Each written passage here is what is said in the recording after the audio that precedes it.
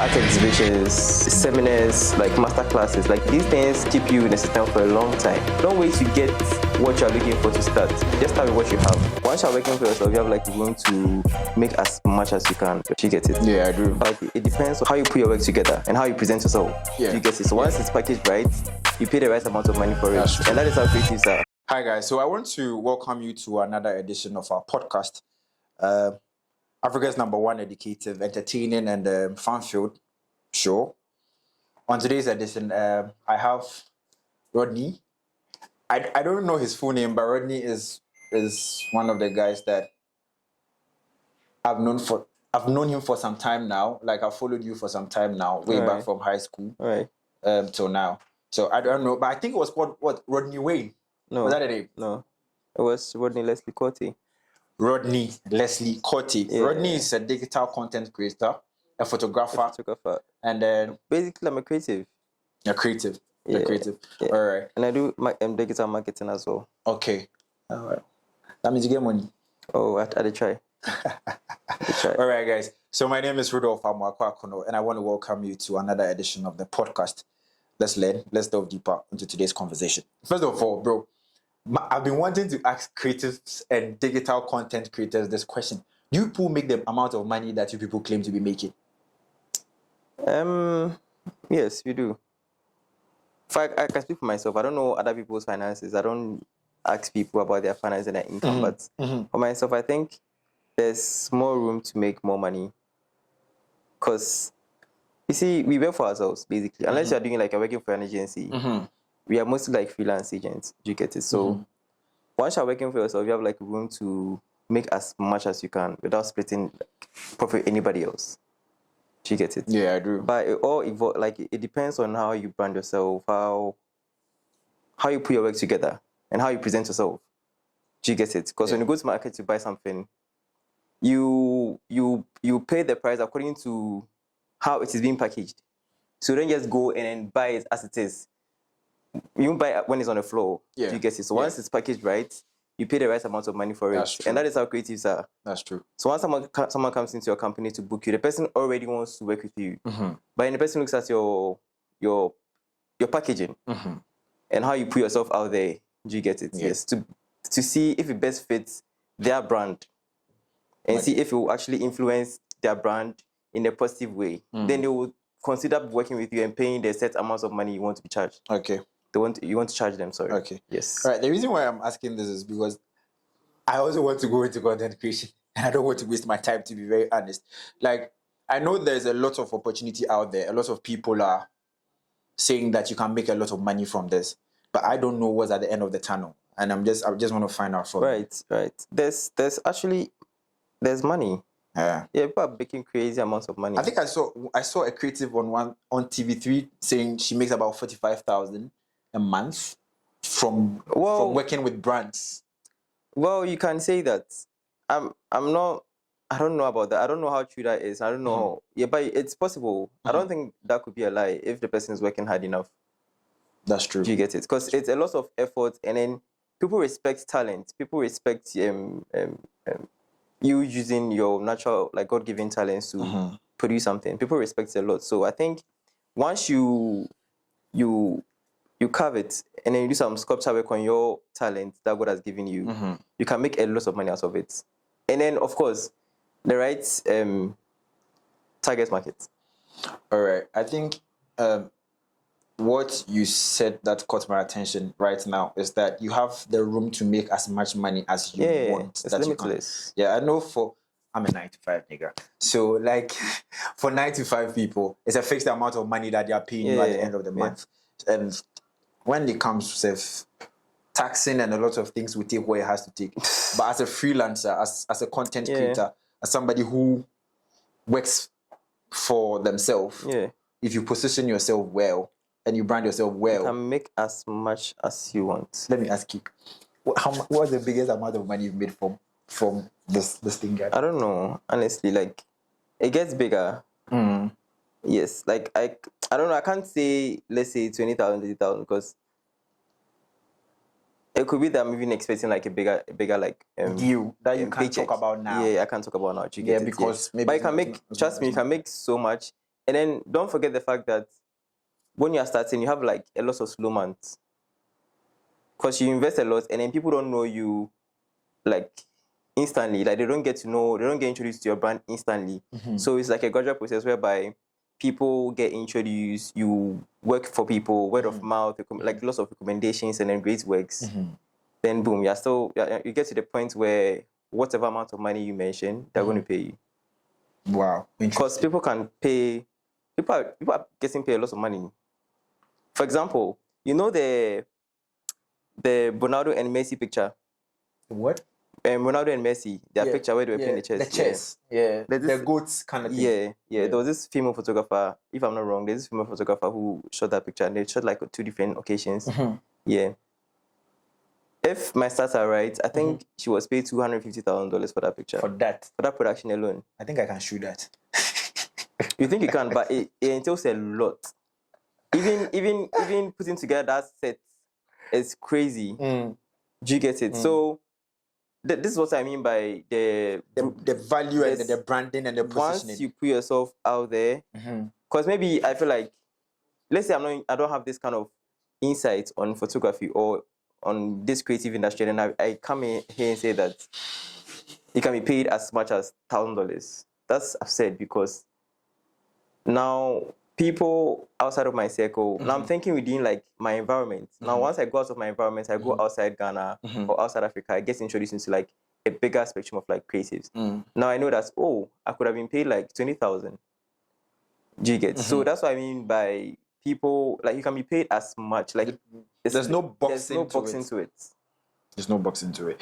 Before I come to you mentioned two things: value and brand, and how you position yourself in the market as a creative. Yes. Yeah. Before I even come to that aspect of the conversation, one thing I want to find out is: have you ever thought that, like, no, when you were younger, did you ever think you were going to do this?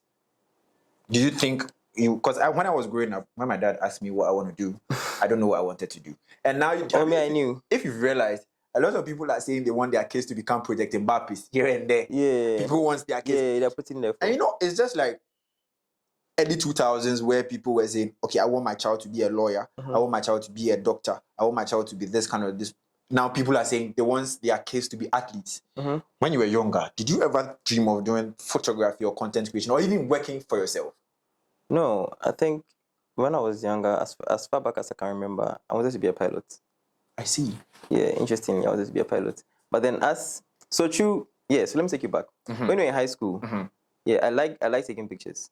I love taking pictures. So guys, let me tell you this. So Rodney was my senior in high school. And then he was part of Entercom. Yeah. I think your badge, we had very entertaining stuff. That was when we did fanfare. Yeah, we brought fanfare back and all of that. We used to go for freaks and all of that. Yeah. You guys really worked hard. Yeah, so I used to love taking pictures, like not even as a photographer. Like I thought I was a model at that time. At least that's what I thought. So I used to go out and like take pictures, like random pictures and all of that. I remember. And then I used to edit my friends' pictures for them. Yeah. Yeah, so in that process, I got introduced to one of my senior brothers from another mother, AJ. Perfect Imagery. Yeah, so I went to him and I was like, I edit with Lightroom Mobile. So I'd appreciate it if you can make me understudy you and then like just take me through it. Like I don't need to be paid, I don't need nothing. I just want to learn how to take pictures. So we did that. I was just like understudying, and then as time went on, I thought of what I got introduced to the lucrative part of it, like the business part of photography, because he was doing it like professionally. Yeah, so I got introduced to the professional side of it, and then I did a little bit of research. Then I realized, I can actually do this. And then I also have a business mind because of my background, because my mom is very business minded. So through that, like I got introduced to business. So I just merged that together, and then I birthed Rodney Shots. Rodney Shots. Yes. So Rodney Shots is my photography brand. Okay. Where we do everything photography. Yes. But yes. I've seen some of your works. I mean, amazing shots. Thank you. You try. Very amazing shots. So that's how Rodney Shots. Yeah, that's how Rodney Shots came about. So through loving taking pictures of myself to taking pictures of others and editing for them. And then I learned on the job. with the With your person, guy. yeah, my guy that I understudied perfect imagery, and then through that I bought my own camera and then I started doing myself on my own. So then along the line I just found the love for it and I was like, I can actually do this. So let me just take it more serious. Yeah. So throughout that time from high school to like uni, I just gradually built on it and then I bet Rodney shots. Okay. Yeah. That's fine. Let's so now we know about Rodney shots and we know about how it got. Let me ask you this. In relating that to the positioning and value of a photographer, what is the brand for Rodney shots and what's the brand? If somebody is coming to you, what do you have to offer? What's your value and what's your position in the market? What kind of jobs do you do? So currently my niche is food photography. Food. Yes. It's interesting because I find weddings a bit saturated. Okay. The wedding industry is a bit saturated for me. And then there's so much competition and I feel like people have lost touch of creativity because they find weddings very lucrative. So they feel like it's like a fast way to make money when you're getting into photography. You just find a wedding and shoot. Not just find a wedding, but then get into wedding photography. And then once the jobs start coming, you are good to go because it's very like they pay a lot of money for wedding photography. Do you understand? But people who can you give me a figure roughly? Well, I think for let's say wedding, like white wedding and a traditional wedding, roughly photography alone, you should budget at least like 8,000 cedis. It's key. At least. I don't know for other people, but for me, I don't think you should budget anything less than 8,000 cedis. Okay, if you don't have money. That is if you're in Ghana. If you don't have money, you take that out of your wedding. That is it. What? That is if you're in Ghana, but if you're outside, you have like a customized package for people who want to shoot outside. Because obviously, like you have photographers all around that can shoot anywhere you are. All right. So food photography. Yeah. So food photography, we sat down and we realized. When I say we, I have a team that I work with. So we sat down and realized since portraits are seasonal, portrait photography is seasonal to an extent. It's seasonal, and food photography, you are always in demand because restaurants need pictures for their socials, they need videos for their socials, they need pictures for billboards, they need to create art all the time, they need to create attention all the time, catch attention all the time. So I realized, and it's not saturated, and they pay good money because you give them like a lot of value. So one of our core values is like core missions like to create value for people. Do you understand? Yes. And then give you timeless images. Timeless images. That's I think we share that with you. We share that with you in the sense that we also want to put out content that is timeless. Timeless, yeah. In the sense that when somebody comes here after 5 years, 10 years, 15 years, and they want to still listen to what you have, it should be relevant to whatever they are trying to do, and it should be able to meet the times in which they are. So timelessness is very, very important to me, and so I think it's a good thing. Yeah, our motto is capturing your timeless moments. Yes, that's like something we pay attention to. Do you get? So when it comes to creating images for clients, we always pay attention to creating timeless images for them. Be it food, whatever it is. So even though we focus on food, we cover funerals. Every single thing that we need a photographer to do, we can do it for you. Whenever I get the chance to talk to people, I want to ask them a particular question, and that question is, what's the purpose of that question? The purpose is that I try find how people they think differently, or then they see things differently. One of the questions that they ask people if they come on the pod, or one of the questions that I ask people anytime they come on the podcast is that, what's one thing, idea or thoughts or belief that you think when you say it, people will disagree with you and they might even kill you for it, but you will die on that hill. So in your industry, as in the photography, videography industry, what's something like that? Yeah, I think first of all, it will be sending out raw files. We don't want to send out raw files. I don't think any photographer wants to send out raw files. I don't want to, but I have to. Do you get it? Because of where I find myself. Because ideally, I'm supposed to just shoot with you, then you sit down, pick your files, I edit for you, and now we are good. Do you get it? But then Ghanaians like to take raw files. They want all the raw files that they don't pay for. Oh, okay. So let me understand this. So when I come to you and then we shoot a session, we have 10 pictures. I choose the ones I want. If it's 5, you edit for me, you send it to me, and we are good. Yeah. Because usually when you book me, you're paying for a package. You get it? You're paying for a package whereby it's stated on the package that for X amount of pictures, you pay X amount of money. Do you get it? Yes. For X number of pictures, you pay X amount of money. So once you're paying for 10 pictures, what do you need the raw files for? Sit down and edit and select your pictures and let's go. Do you get it? But they want you to send them over the raw files for them to go through and select. Then they send it back to you. Then you edit. Yeah. Because this is our belief, right? So when you go to a restaurant, you don't go and ask for ingredients. Yeah, you ask for the food. You ask for the food. So you ask for the food, they sit down and they make it for you. Yeah. You don't go home and then they send the ingredients for you to select, whether they should add Maggi to it or whatever. You can just tell me that, oh, please don't make my face too smooth. Don't make my teeth too white. Do you understand? You can do that, that's fine. But you don't tell me to send you the raw files. Even though I do it because of where I find myself. If you say where you find yourself, what do you mean? In Ghana. That's what you mean? In different places you pay for raw files. What do you mean? You're paying for raw files. And even when you in Ghana, people don't charge for editing. So people give you like a package of, let's say, 2,500 CDs, right? For let's say 10 or 5 pictures, right? Depending on the shoot you're doing. And then in that 2,500 CDs, you have editing, like it's all inclusive. Whereas people, do you know how I realized?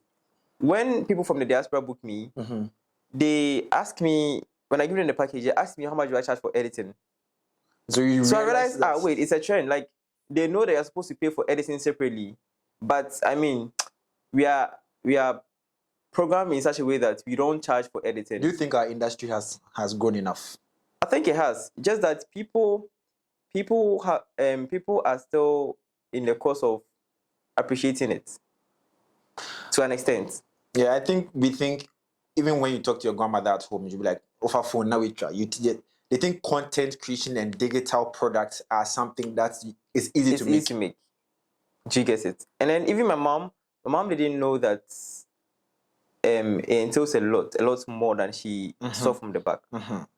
So when I go into photography, she didn't know how much like equipment were, because obviously she's not a photographer. So when we travel out and then I am buying equipment, or when she travels and I tell her to buy me equipment, she'll be like, I didn't know your equipment were this expensive. I'm like, yeah, because of the quality you want to produce. Do you get it? So yeah, I think sending out raw files is something that people will kill me for. And then editing, like charging separately for edits. It's different from charging for extra pictures. People do that. Yeah, I think everybody does that. If you don't do that, is that what you're supposed to do? You're supposed to charge extra for it. Like, let's say you book for a package that comes to, like, let's say 10 pictures. And then you want me to edit 15 pictures. You're paying for the 5 extra. It doesn't come for free. Oh, okay. I see. There are products you're selling. I think it speaks volumes. This thing you are talking about is not just in the photography industry. Ghanaians are really mesmerized with stuff that are complicated to make. And because of that, they feel like if the thing is difficult to do, then it's worth the big price. Yeah. And so they still see the whole thing as like, oh, you didn't suffer. The thing is easy. Yeah. As I'm saying, one thing I've realized is that any photographer I see has all the pretty girls. You see them in the cars.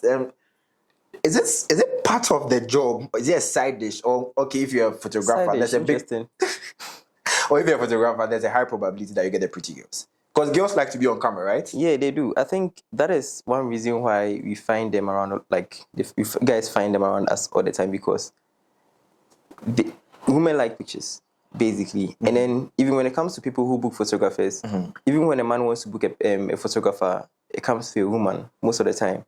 Do you get it? And then our the people who need us the most are like the women, because they like pictures, basically. Do you get it? So people just like, it's just interesting that women just like to be it's a freebie. They think they come around, they get pictures. Do you understand? So you guys, they come around and you guys think we have them, but we don't. In natural sense, we don't. You're taking care of they're them just- for other people. Not exactly, but you But see, you get some from. oh no. I don't know for other people, but me, I can't say for myself. All right, that's fine. Okay, that's good. That's Maybe good. other people do, but me, I don't. Just a quick one.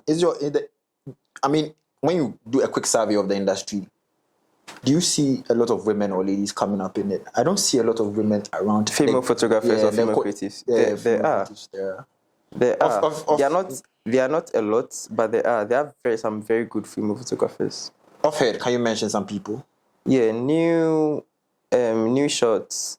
Okay. I think I'd have to cross check. Honestly, I can't mention someone top of my head. All right. But yeah, I have to cross check. But there are some very good female photographers. I'm familiar with their accounts, but I'm not friends with them. So I can't really say on top of my head their names and all of that. Okay. But yeah, there are very good photographers out there. Female photographers. In as much as we are looking at, what you've done so far as a creative, as a digital content creator, and everything that you are doing, I think now you've started going into a bit of real estate. Yeah. Yeah. Tell me a little bit about that.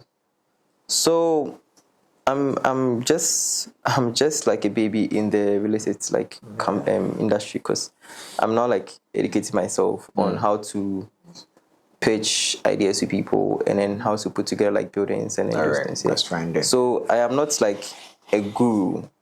You get it? Yeah. But we are on our first project. Yeah, that we are putting up. But you can say for sure for photography you've come far. Oh yeah.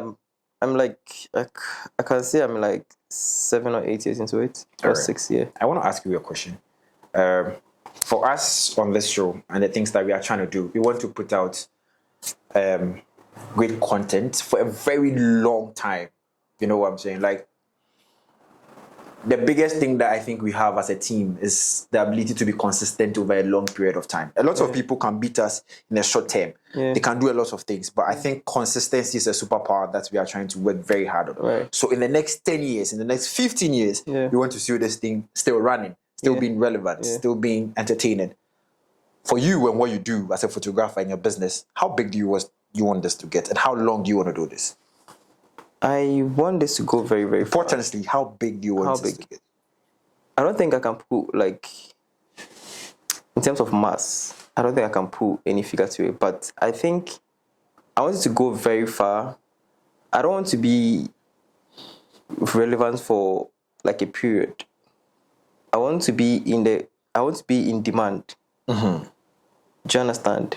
I want to be in demand in such a way that I have people who constantly need my services. Obviously, there will be other photographers coming into the system, but I believe that the kind of value I give to my clients when they book me or when we create images or create when we go on set and we create images, I feel like the images and then the works that come out of our sets are valuable enough to keep me running for a long time. And then in that sense, we have a lot of projects we want to put out that should keep us running for a long time. Okay. That is art exhibitions, running studios. Because once you have a studio, a physical studio, people come in and go. They always get familiar with your brand. Yeah. Yes. Seminars, master classes, these things keep you in the system for a long time. All right. Do you understand? And then obviously investing in other branches of creativity, filmmaking, advertisements. That's interesting. Yes. That's these things keep you relevant for a long time. It becomes a whole thing. A whole thing. All right. So what you just said about organizing seminars and master classes is very important, because I feel like a lot of businesses outgrow the knowledge they have. And then it gets to a point where they just operate from a reserve. What I mean is that people need to invest in the technical and the knowledge of the things they do. Right. Let me explain this properly. So you have a business, and then you started doing things in a particular way for a particular time for over 10 years. And then there's no dynamism. They don't invest in the technical aspect of what they do. And because of that, you see that we are in 2025 and they are still doing things in 2012. And it stalls your growth. So organizing things like that will also draw your attention to the gaps that you have in your business and then help you to also grow. If you say you want your business to live that long, what are you doing differently currently to distinct yourself from other photographers or other digital content creators? I think one of the major things I do is invest in knowledge. So learn from different walks of life, learn from different people, learn from different sources. I think one thing that I do differently to influence my creativity is learn from people who paint. Painters? Yes. Not like painting as in buildings, like paint. No, like artists. Yeah, artists, yeah. So these people have different understanding when it comes to shadows, when it comes to contrast, when it comes to lighting. Like they literally build a whole image. Whereas I can just digitally create a picture. They manually create it. That's interesting. From scratch? From scratch. So understanding how they put things together, the whole knowledge behind the things they create influences my thoughts when I'm creating images too. So I don't see things in a myopic way, whereas like I'll see as everybody's doing it. I like to draw inspiration from like different places. Like sometimes when I travel outside Ghana, like I like to work with, like collaborate with different people just to see how they understand photography. Do you get it? Because the same way people go to like different schools in Ghana and have different knowledges, people go to different countries and then adapt like from their culture and influences their creativity. Yeah. So I feel like when I meet people from different walks of life, it influences my creativity and then it sets me apart from people doing it now. That's true. Do you get it? That's because true. when I go to let's say China, and then or I go to Japan and I meet photographers there, and then they introduce me to how they do their street photography or how they shoot Korean food. Since I'm a food photographer, how they shoot Korean food. When I come back to Ghana and I start shooting like them, it will set me apart from how people are shooting food in Ghana. Yeah. Do you get it? Yeah. So same way when I go out to different countries and I'm shooting, I'm different from the people in that country because I'm shooting based on my exposure in Ghana. That's true. Do you get it? Yes, So I think dabbing knowledge and influence from different places sets me apart from different creatives, and it makes me believe that it gives me like longer longevity when it comes to creativity. All right. Do you get it? All right. Yes. I get it. That's a good one. Just a few questions before we wrap it up. What are some of the challenges that you feel like a young and upcoming creative is likely to face, and what are some of the solutions that you can suggest, especially those in their early stages of this whole content creation and then photography industry? I think one major challenge people face when they're coming up is funding. Money, yeah. It's really hard to come by, and then gadgets are expensive. Because when I was coming up, 50mm lens, a Canon 50mm lens was like 550, 600, 750. Now it's like 1,200, almost 2,000 cedis. And then the equipments are not waiting for you to get money to come and buy. The price keeps skyrocketing. Do you get it? So getting the money to get the right equipment now, it's very difficult for people when they are like building their brand. But one thing I used to do when I was coming up was I saved a lot, and I was saving with a shoebox. Yes. So it's funny because I used to, anytime I go and shoot, I split my money into 3, and I put 2 in a shoebox, and I keep 1. So that was my early stages set. So I did it for like a year. Then I got about 15,000 cedis at the end of the year. Like at the end of the year, I got like, and I booked my shoebox. I even have a video. I booked my shoebox, and then I got 15,000, and then I spoke to one of my suppliers in China, and I bought USR. After that time, I was using a 6D. Do you get it? And even the 6D safe, I had to save for a long time before I got that 6D. I had to like take money from my mom, like my I have people like I trust to take money from. Yeah. Do you get it? Who supports me like heavily. Do you understand? Yeah. So I think you can try saving a lot and then seeking for like help from people like family members and all of that. And then once you get what you want, or don't wait to get what you're looking for to start. Just start with what you have. Right.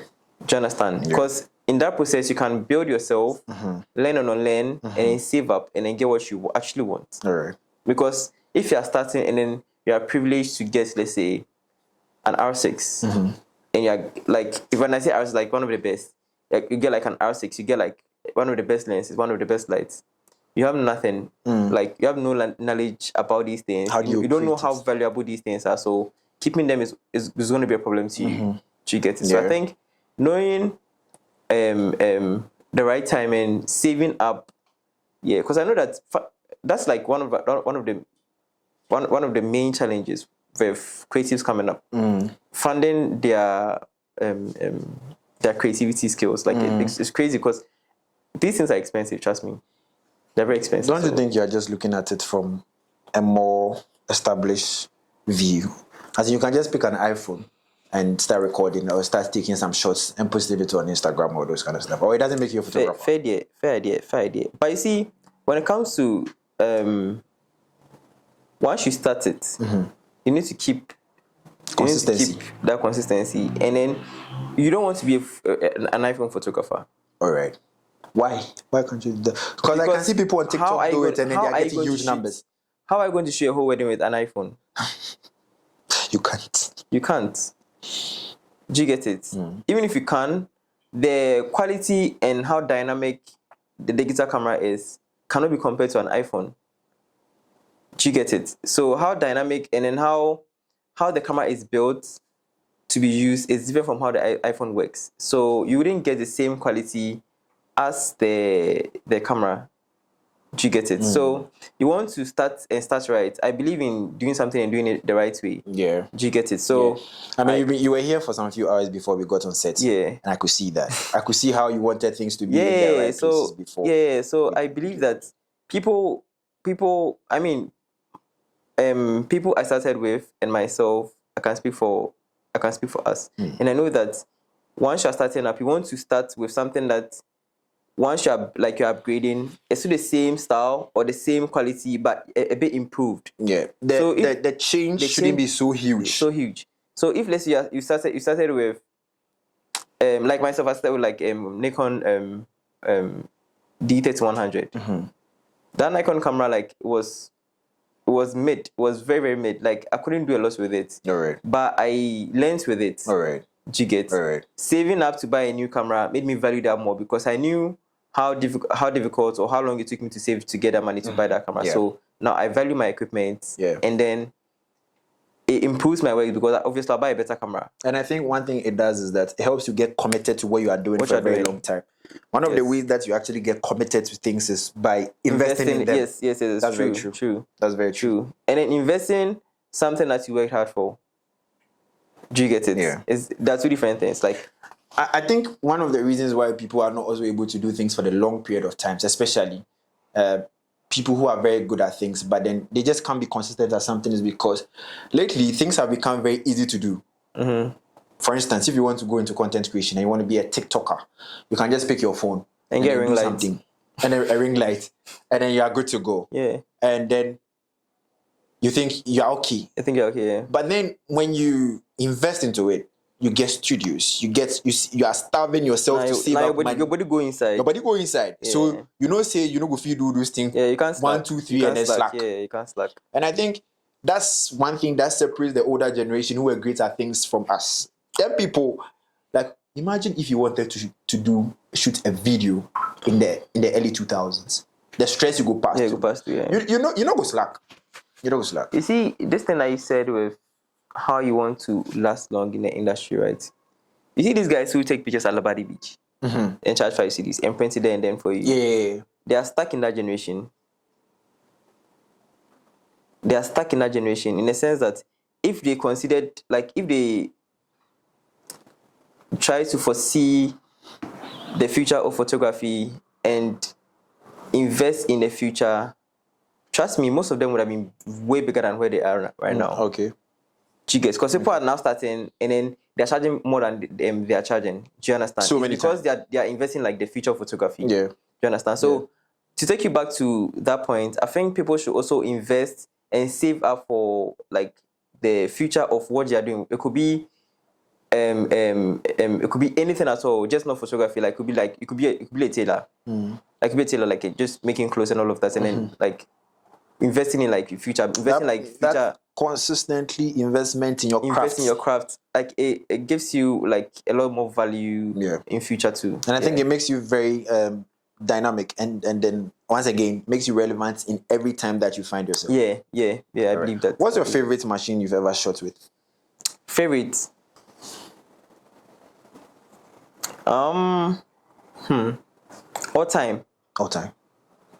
All time is crazy. Like to think of all time, it's crazy because currently I use the EOS R6 Canon. And I think the guys will know how powerful that is because I don't know. Yeah, I use the R6, and then I'm yet to use obviously there are better ones, but I'm yet to use those ones. But I think till now, I think that's my favorite one. Or I could talk about the EOS R. Oh, okay. The R is very sweet, like it's very nice camera. Hagan has been flaunting some camera. I don't know how powerful that is, but if it's a very good camera. I know you guys, it's a very good camera, and you love your cameras. Yeah, your first love. All right, that's right. Yeah. Okay, so let's wrap this up. What are your final words? What would you say to somebody who's now coming up in the content creation and digital space? I think I'll tell them to learn the job. Learn the job. Yes, that's vague. Yeah. To break it down, learn the business and learn the skill. You learn the business and then you learn the skill. Yes, because you have the skill. Once you want to do something, you have passion for it. Mm-hmm. Building your skill is very easy. Mm-hmm. Like once you have passion, you set a pace for it. Mm-hmm. But then building on it is what makes you. Do you understand? Right. And then people learn. They just get into photography or the creative arts industry, and then they feel like learning how to retouch it. Like I'm good. So now somebody comes to you with a gig, and you don't know how to price them. Because you didn't learn the business aspect of it. You didn't learn the business aspect. You need to merge the two. Yes, bring them together, marry it together, and then make it one. It makes it very solid. Makes it solid. So now you have the skill. Whoever that comes to you, you are confident enough to do the job and deliver, and also give them a rate card that best fits the job description. All right. Explain that to me. What is a rate card that fits the job description? What does that? So knowing how to price your clients. All right. Basically. All right. So you don't want to do something and be like, oh shit, I should have charged extra. Yeah. Or you then be like, this thing that this guy they do for this guy is safe. It's money be small. Do you understand? Mm-hmm. So knowing how much you want to be paid, and then delivering the work based on how much you charge them is very important. So that is learning the job very well. All right. Yes. All right. And learn how to save. Learn how to save. Yeah. Yeah, and take care of yourself. Take care of yourself. Yeah. When people come on the show, I ask them setting rapid fire questions, like 4 of them. Right. I can see you are into fashion. You like to look good. What's your favorite brand? My favorite brand, in what sense? Clothing, perfumes, watches. Okay, clothes and perfumes. What do you like to wear? Clothes. Wait, with perfumes, I think my favorite is Hugo Boss. Hugo Boss. Okay. Yes, Hugo Boss. And clothes, internationally or local? Internationally. Or generally? Yeah, one local, one international. Local, I can't. People fight me. Why? I can mention one. Spedding Clothing. I don't know them. You don't know? Go and look it up. All right. Talented guy. I also want to recommend one to you. KD's Clothing. Escape. I'll check it out. You like their fits. From what you're wearing, he makes something similar. But Spedding is one talented guy. Yeah, I'll check his socials. He's one talented guy. All right. Who do you look up to in your industry right now? Who do I look up to? Right now in Ghana. Yeah. In Ghana, everywhere. In Ghana, I see. So one thing about me is I'm very specific. So I don't have general view on things. Okay. So when you ask me who I look up to, when it comes to food, I have who I look up to. I don't have one particular person that I look up to generally. Yeah, you don't pick everything. No. You pick certain. So when it comes to let's say commercial shots, I'll say Franklin Jan. When it comes to wedding, Franklin Jan. Yes. Okay. When it comes to weddings, I'll go for PK Focus Emblem or Gemma. Okay. When it comes to portraits, who do I look up to in portraits? Portraits, there are lots of guys, so there are lots of them that I look up to. I just pick from people. Yeah. Just from people. I mean, I do inspire myself, but I like to pick from people too, just so Alright. I think outside of my box. Yes. Favorite quote? Do you have one? Favorite quote? You when you entered, you were telling me I look very serious and all that. What's your favorite quote? Is that a serious question? It's a serious question, no. I don't think I have a favorite quote. I can't lie to you. What's your favorite quote? No, you know, I'm not serious like that too. No, Rodney. Like, I think people I will look serious. I promise I'm not serious. I think people get it wrong when it comes to quotes. People get it wrong when it comes to quotes. They think they are these complicated things that you need to say to make you sound deep. Quotes are just like maxims, like short things that you live by. For example, so on my Snapchat, I say I'm called the juggler. And what does it mean? You are very serious. I'm not. You're like, you act too serious. Like, what Listen, so when you say a juggler, you know what a juggler means? No. A juggler means nothing in excess.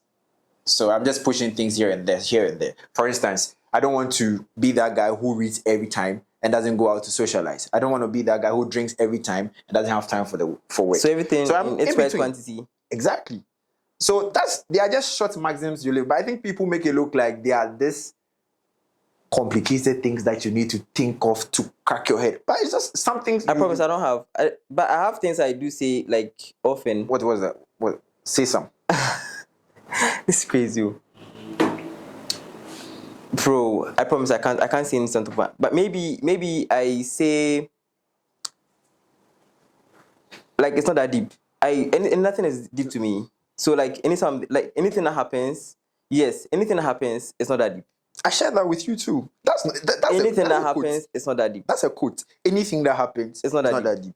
Like it's just vibes. Anything is just vibes. Like just live your life. That's with you too. It's as simple as that. Yeah, just keep my mind. Yeah. Just all right, vibes, guys. bro. So we are wrapping up on today's episode. I want to say thank you so much, Rodney. Thank you so much for passing through the studio. Thank you so much. Help us. Well, it's lovely. Sincerely appreciate.